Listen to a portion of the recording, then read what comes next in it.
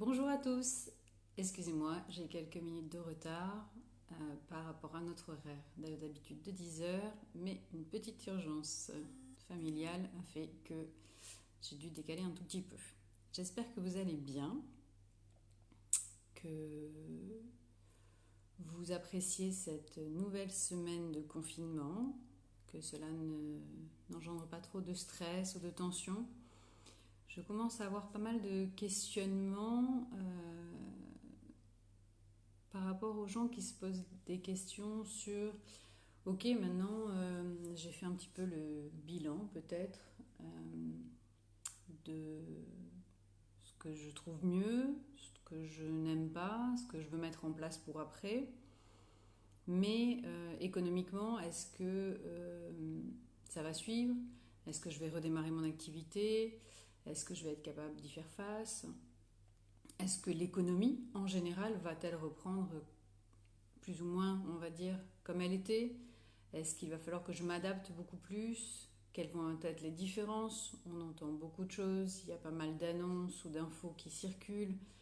Qu'est-ce qui sera vrai ou pas? Je pense que personne pour l'instant ne peut vraiment envisager ce que va être l'après. Après va être un nouveau monde. Il y en a pas mal qui le disent quand même. C'est vrai que c'est cet effet de s'arrêter complètement pendant maintenant, on le sait, 2 mois. C'est sûr qu'il va y avoir des emplois en péril, des entreprises qui vont fermer. On sait aussi que ça se régénère, que ça se transforme.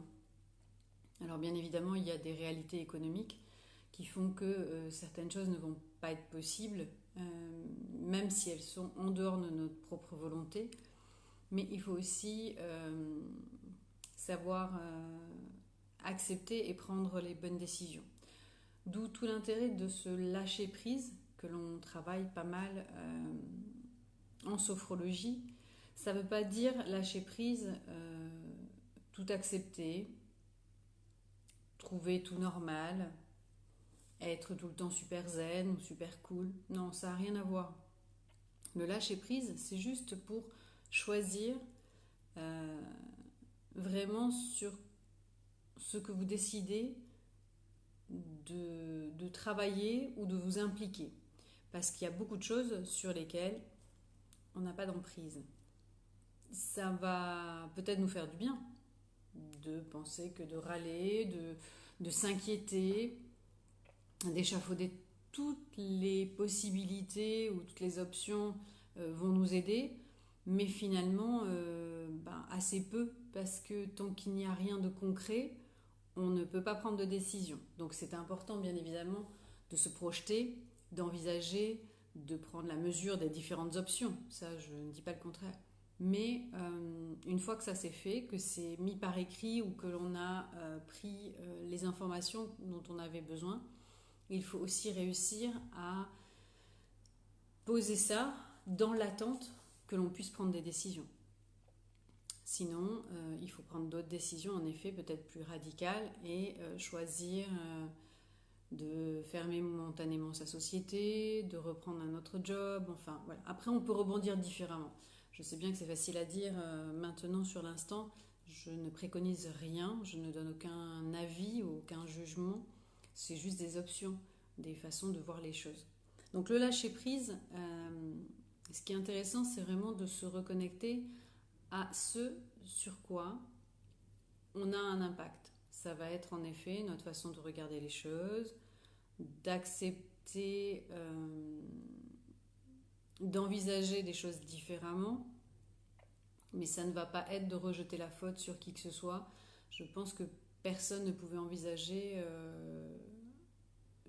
l'ampleur de ce que ce virus pouvait générer au niveau de l'implication des médecins, des hôpitaux, des nécessités d'être pris en charge.